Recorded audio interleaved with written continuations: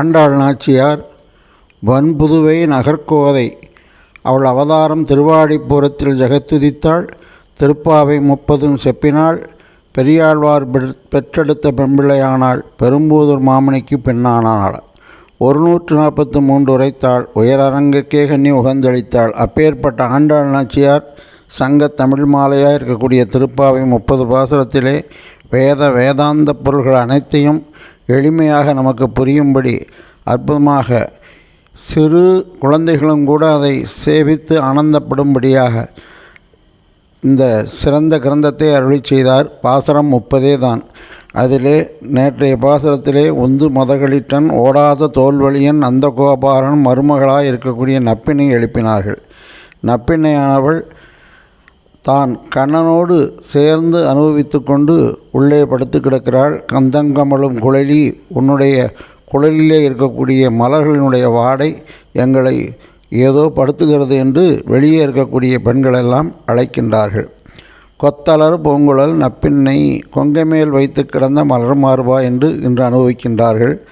நாங்கள் எல்லோரும் செய்யாதன செய்யோம், தீக்குறளை சென்றோதோம், மையிட்டெழுதோம், மலரிட்டு நாமுடியோம் என்று சொல்லி நாங்களெல்லாம் இருக்க, நீ அந்த கண்ணனோடு கூடி ஆனந்தமாக இருக்கின்றாயே என்று இன்றைய பாசுரத்திலே அந்த நப்பினை பிராட்டி எழுப்புகின்றார்கள்.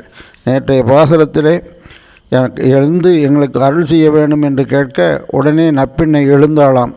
கண்ணனானவன் தன்னுடைய அடியார்களுக்கு தான் முன்னாடி செல்ல வேண்டும் என்பதற்காக எழுந்து வர நப்பினையானவள் அம்பரமூடறுத்து ஓங்கி உலகளந்த ஒம்பர்கோமானே என்று உங்களை அழைத்த பொழுது நீ சென்று அவர்களுக்கு அருள் செய்திருக்க வேண்டும்.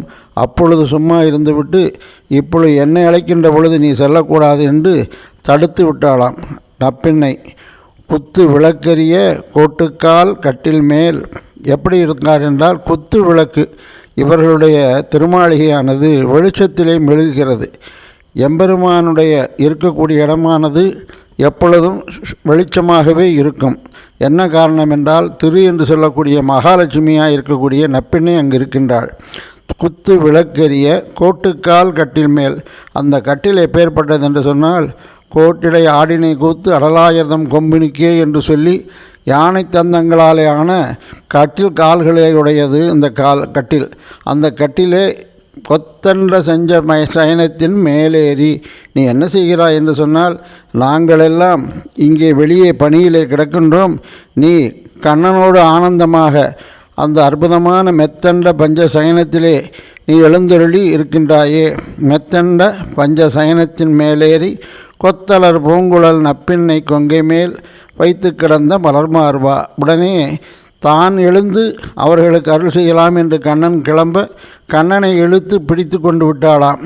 அப்பொழுது கண்ணன் மேலே நப்பின்னையும் நப்பின்னை கீழே கண்ணனுமாக ஒருவரையொருவர் ஆலிங்கனம் செய்து கொண்டு கிடக்க, அதை கண்டவுடனே மைத்தடங்கண்ணினாய் நீ உன் மணாளனை எத்தனை போதும் துயிலள ஒட்டாய்கான். நீ அவனை விட்டிருந்தாலாவது அவனாவது எங்களுக்கு அருள் செய்திருப்பான்.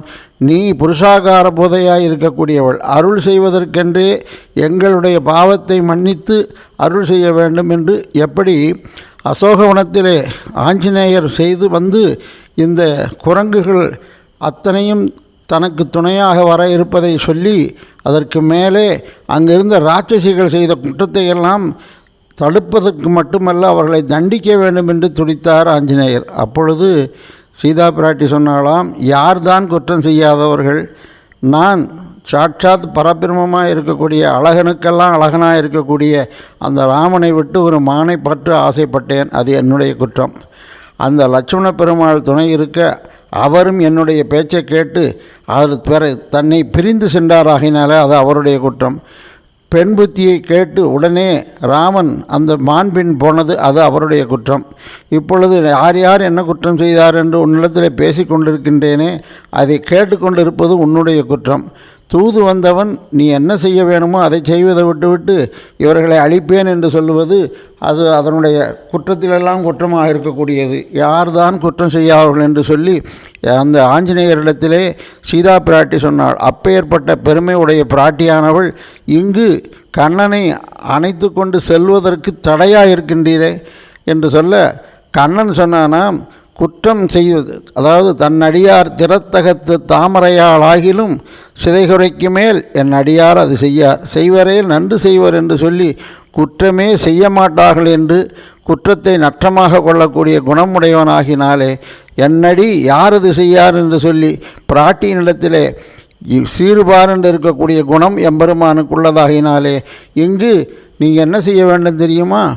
நீ மைத்தடங் கண்ணினாய் நீ உன் மணாளனை எத்தனை போதும் தொழிலள ஒட்டாய்கான். நீ என்ன செய்கிறாய்? அந்த கண்ணனை உறங்கவும் விடாமல் எங்களுக்கு உதவி செய்ய விடாமலும் மைத்தடம் தண்ணியாய் இருக்கக்கூடிய நீ கண்ணினாய் நீ என்ன செய்கிறாய் தெரியுமா? எத்தனை போதும் துகிலள ஒட்டாய்கான், எத்தனை ஏலும் பிரிவாற்றகில்லையால் எம்பெருமானை பிரியாமல் நீ எப்பொழுதும் சேர்ந்திருப்பதனாலே நாங்கள் எல்லாம் எப்படி இருக்கின்றோம்? மணல் குன்று அந்த ஆயர்பாடியிலே எங்கெங்கோ ஒளிந்து கண்ணனை அடைய ஆசைப்பட்டு திரிகின்றோம். நீ அப்படி இல்லாமல் நீ உன்னுடைய கண்ணழகினாலே அவனை மயக்கி இப்படி படுத்து கொண்டு இருக்கிறாயே என்பது மைத்தடங்கண்ணினாய் நீ உன் மணாளனை எத்தனை போதும் துகிலள ஒட்டாய்கான், எத்தனை ஏலும் பிரிவாற்றுகில்லையால் தத்துவம் என்று தகவேலோர் எம்பாவாய். சனகாலம் பிரிந்தாலும் தன்னுடைய அடியார்களுடைய குற்றங்களை கண்டுவிடுவான். அதை மறக்கடிக்க செய்வதற்காகவே கண்ணழகுடைய பிராட்டியானவள் கூடவே இருக்கின்றாள் என்பது போலே அகலகில்லேன் இறையுமென்று அலர்மேல் மங்கை உரைமார்மனாக இருக்கக்கூடிய எம்பெருமானிடத்திலே யாருடைய குற்றத்தையும் காணங்கண்ணாத இருக்கக்கூடிய அந்த அழகை கண்டு எம்பெருமான் ரட்சிப்பான் ஆகினாலே அப்பேற்பட்ட பிராட்டியோடு சேர்ந்து அனுபவித்து கொண்டிருக்கக்கூடிய பாசுரம் இது. சபைக்கு உதவாத பாசுரம் போல் என்று சொன்னால் இல்லை, இதுதான் உண்மையான தத்துவத்தை உலகுக்கு சொல்ல வந்த பாசுரம். குத்து விளக்கரிய கோட்டுக்கால் கட்டில் மேல் மெத்தென்ற பஞ்சசயனம். இந்த உலகமானது 4 விதமான வர்ணங்களாலே பிறப்பாலே ஏற்பட்டிருந்தது. இதே 4 விதமான வேதங்களாலே நிர்வாகம் பண்ணி வரக்கூடியது. மெத்தென்ற பஞ்சசயனம். இந்த பஞ்சசயனம் என்று சொன்னால் மிக்க இறைநிலை, மெய்யாம் உயிர்நிலை, தக்க நெறி, தடை, இந்த 5 விதமான கருத்துக்களாலே இந்த எம்பெருமானையும் நமக்கு கிடைக்க வேண்டிய அருளையும் அற்புதமாக அர்த்த பஞ்சகத்திலே சொன்னார்கள். ஆகினாலே பஞ்சசயனத்தின் மேலேறி அந்த சொரூபத்தை உணர்ந்து கொண்டோம் என்று சொன்னால் மைத்தடம் கண்ணினாய் நீ உன் மணாளனை எப்போதும் துயிலள ஒட்டாய்கான் என்று சொல்லி எம்பெருமானுக்கு பிராட்டியை விட்டு அகலமாட்டான், பிராட்டியும் எம்பெருமானை விட்டு அகலமாட்டாள். ஜீவாத்மாக்களில் தலைமையாக இருக்கக்கூடிய அந்த பிராட்டியானவள் எம்பெருமானிடத்திலே நம்மை பற்றி குற்றங்களை மறைப்பது மட்டுமல்ல, நம்மளுடைய குற்றங்களையெல்லாம் மன்னித்து அருளக்கூடிய குணத்தை எம்பெருமானுக்கு சேதனனை அருளாலே திருத்தும், ஈஸ்வரனை அழகாலே திருத்தும், இருவரையும் திருத்துவது உபதேசத்தாலே என்று சொல்லி பிராட்டியினுடைய பெருமையானது இருப்பதனாலே இந்த பாசுரமானது அற்புதமான ஞானத்தை நமக்கு சொல்லக்கூடியது. ஞானம் பக்தி என்று சொல்லக்கூடிய கொங்கையாக இருக்கக்கூடியது. இந்த ஞானம் பக்தி இரண்டையும் வைத்து கொண்டு தான் மெத்தண்ட பஞ்சசயனத்தின் மேலேற முடியும். ஞானம் பக்தி இல்லாதவர்கள் அர்த்தபஞ்சக ஞானம் உண்டாகாது. அர்த்தபஞ்சக ஞானம் யாருக்கு வந்ததோ அவர்கள் சொரூப ஞானம் வந்துவிடும். அதுதான் உண்மையான சொரூபம். ஜீவாத்மா பரமாத்மாவுக்கு தொண்டு செய்வது, ஜீவாத்மாவும் பரமாத்மாவும் ஒன்று என்று சொல்லி அந்த தத்துவமசி என்ற வாதத்தை வைத்தார்களே, அப்படி இல்லாமல் ஜீவாத்மா வேறு பரமாத்மா வேறு. ஜீவாத்மா பரமாத்மாவுக்கு தொண்டு செய்ய வேண்டும் என்பதை தத்துவமன்று தகவேலோர் எம்பாவாய். அவர்கள் கூறுவது தத்துவமன்று தகவுமன்று என்று சொல்லி இந்த பாசுரத்திலே அற்புதமாக அருளி செய்தார் நம்முடைய ஆண்டாள் நாச்சியார். இந்த பாசுரத்திலே நப்பின்னை கொங்கை மேல் வைத்து கிடந்த மலர் மார்பா வாய்திரவா என்று ஒரு அற்புதமான விஷயத்தை சொன்னார்கள். பார்ப்பதற்கு சிருங்கார ரசம் போல் தோன்றினாலும் இது அந்த கருத்துக்காக சொல்லப்பட்டதல்ல. ஞானம் பக்தி என்று சொல்லக்கூடிய இரண்டும், ஞானம் அனுஷ்டானம் இவை நன்றாகவே உடையனான குருவை அடைந்தக்கால் மாநிலத்திய தேனார் கமல திருமாமகள்களுடன் தானே வைகுந்தந்தரும் நீளாதுங்கஸ்தனகிரி தடி சுத்த முப்போத்திய கிருஷ்ணம் என்று ஞான அனுஷ்டானங்களோடு இருக்கக்கூடிய ஒரு வஸ்துவினிடத்திலே எம்பெருமான் எப்படி யசோதை இளஞ்சிங்கமானது இந்த நப்பிண்ணையினுடைய தாழ்வரையிலே முலையினுடைய தாழ்வரத்திலே கிடப்பதாக பட்டர் அருளி செய்தாரோ, அதே இங்கு ஆச்சாரியனாக இருக்கக்கூடியவன் எப்பேற்பட்டவன் என்றால் அடியார்களுடைய ஞானத்தையும் பக்தியும் வளர்க்கக்கூடியவன்.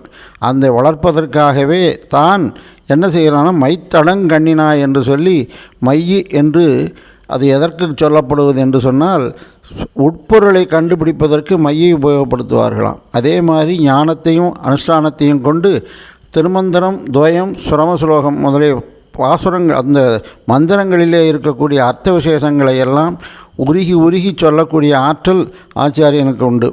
இந்த பாசுரமானது நம்முடைய திருக்கோட்டியூர் நம்பிகளிடத்திலே சுவாமி எம்பெருமானார் அனுபவித்த அனுபவத்தை அப்படியே எடுத்து காட்டுகிறது. திருக்கோட்டியூர் நம்பி சுவாமி எம்பெருமானார் 18 முறை வந்து அர்த்த விசேஷங்களை கேட்பதற்காக இன்னொரு முறைவா என்று சொன்னார். இது கருணை இல்லாத உள்ளமா என்று சொன்னால் கருணைதான். ஆனால் எம்பெருமானாருடைய பெருமையை உலகுக்கு சொல்ல வைப்பதற்கு அவர் ஒரு வழியை கையாண்டார். எப்படி என்று சொன்னால், பொறுமையை சோதிப்பது போல 18 முறை வந்த பிற்பாடு அந்த அரிய விஷயத்தை, அந்த அற்புதமான அர்த்தத்தை கேட்டு, சரமஸ்லோக அர்த்தத்தை கேட்டவர் என்ன செய்திருக்க வேண்டும்? நமக்கு கிடைத்ததே என்று சென்றிருக்க வேண்டும். ஆனால் அப்படி இல்லாமல் அங்கு இருக்கக்கூடிய ஆஸ்திரர்களாக இருக்கக்கூடிய நல்ல ஞானிகள் எல்லாம் எங்களுக்கு இந்த பொருள் தெரிந்து கொள்வது வேண்டும் என்று கேட்க, ஆசையுடையோர்க்கெல்லாம் ஆரியர்கள் கூறும் என்று பேசி வரம்பறுத்தவர் அந்த ஆசிரியர்கள் அந்த ஞானிகளையெல்லாம் அழைத்து கொண்டு நேரே அந்த விமானத்திலே ஒரு தனி இடத்திலே போய் அங்கு அந்த அர்த்த விசேஷங்களை எல்லாம் அருளி செய்தார். இதை கேள்விப்பட்ட திருக்கோட்டியூர் நம்பி உடனடியாக அழைத்து, நீர் இப்படி செய்தால் உனக்கு என்ன கிடைக்கும் என்று கேட்டார். நரகம் கிடைக்கும் என்றார்.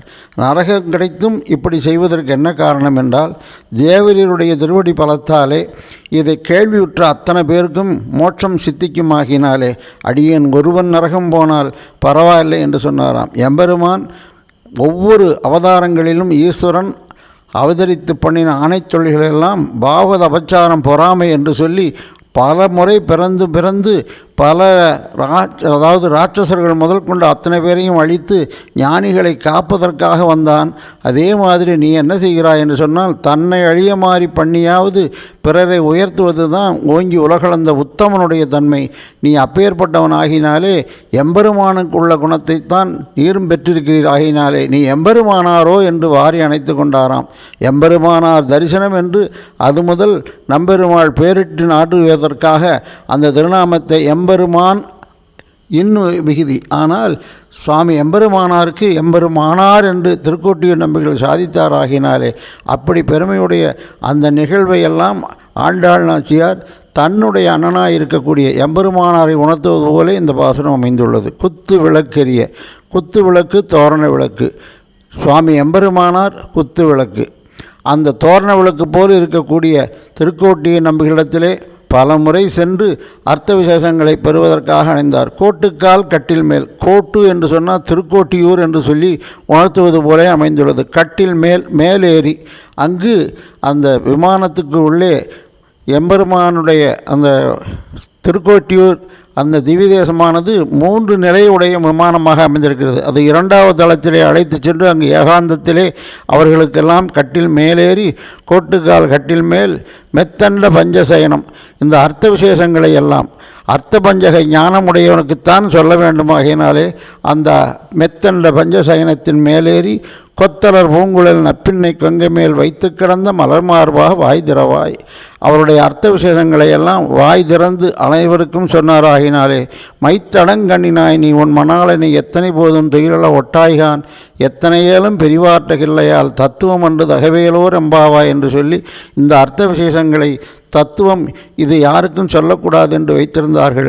அதையெல்லாம் தகவு என்று அறுத்து அனைவருக்கும் சொல்லி ஆசை உடையோர்க்கெல்லாம் சொன்ன சுவாமி எம்பெருமானாரை உணர்த்துவதாக இந்த பாசனம் அமைந்துள்ளது.